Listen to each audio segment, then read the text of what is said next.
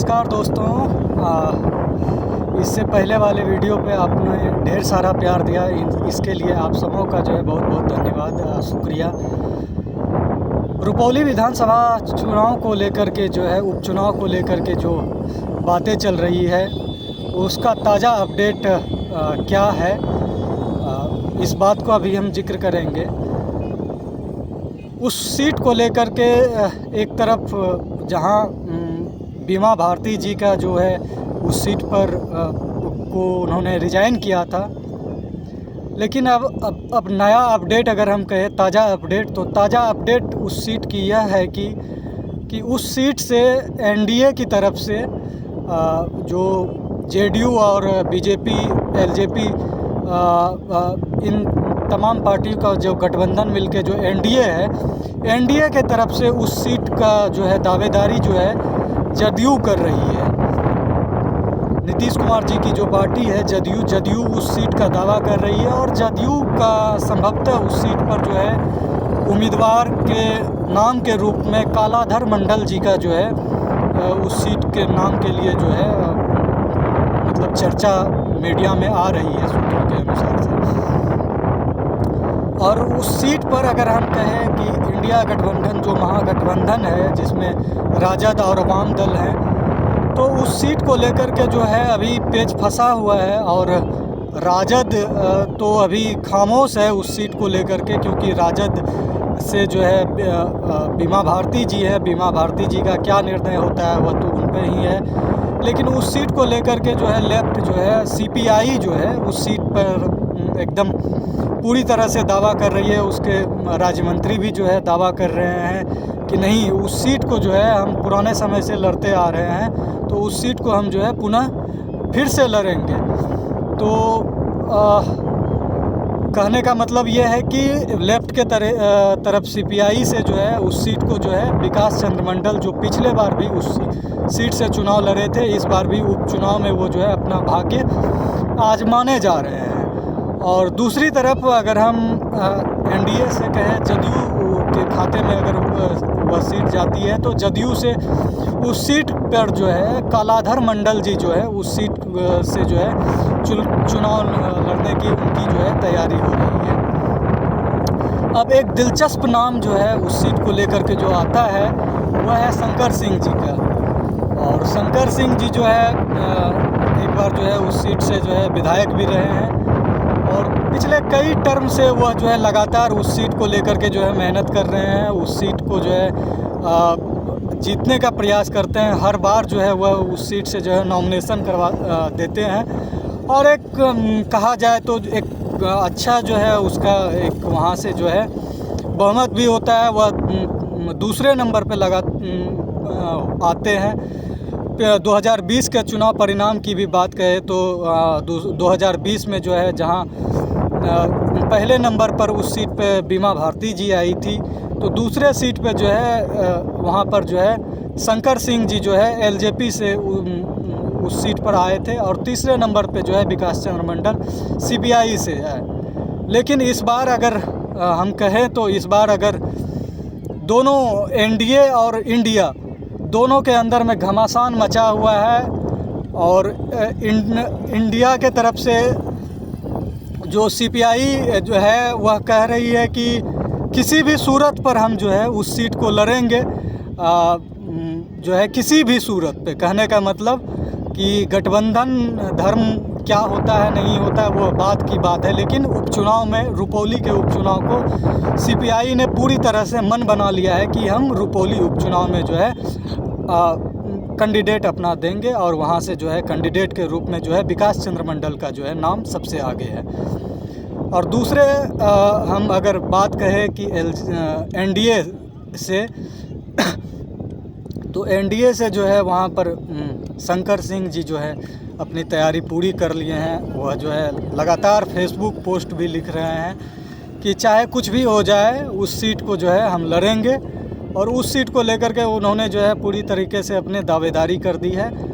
और उन्होंने कहा भी है कि अगर एनडीए से अगर सीट नहीं मिलती है एलजेपी को, तो उस सीट को जो है शंकर सिंह जी जो है निर्दलीय जो है लड़ने का मन बना चुके हैं। तो कहने का मतलब दोनों गठबंधन में जो है घमासान मचा हुआ है।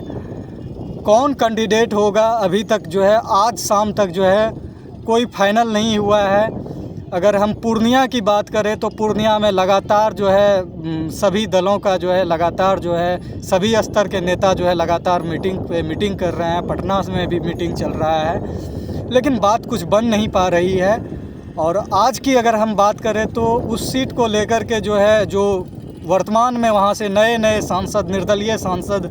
जो पप्पू यादव जी जो है जो चुने गए हैं, जो निर्दलीय हैं, और उन्होंने कहीं ना कहीं से अपना जो है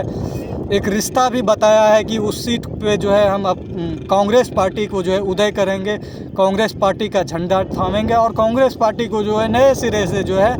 पूरे बिहार में जो है आगे बढ़ाने का काम करेंगे। तो आज पप्पू यादव जी ने भी जो है पूर्णिया में अपने आवास पे जो है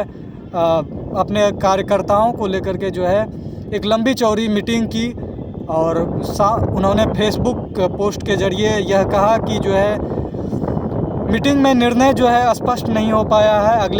अगले दौर की मीटिंग होगी तब जो है क्या निर्णय होता है वह जो है जनता के सामने उस निर्णय को रखेंगे। तो कहीं ना कहीं काफ़ी ही दिलचस्प, जिस तरह का दिलचस्प लड़ाई जो है चुनाव जो है पूर्णिया का हुआ था लोकसभा चुनाव का, उसी तरह का एकदम से दिलचस्प लड़ाई जो है कहीं ना कहीं जो है उपचुनाव को लेकर के भी जो है होने वाली है। दोनों तरफ से जो है कमर कस लिया गया है। दोनों तरफ से जो है उम्मीदवार को जो है फाइनल लिस्ट जो है नाम जो है आना जो है वह बाकी है। मुझे लगता है कि जैसे ही 14 तारीख से नॉमिनेशन का कार्यक्रम आरंभ होगा और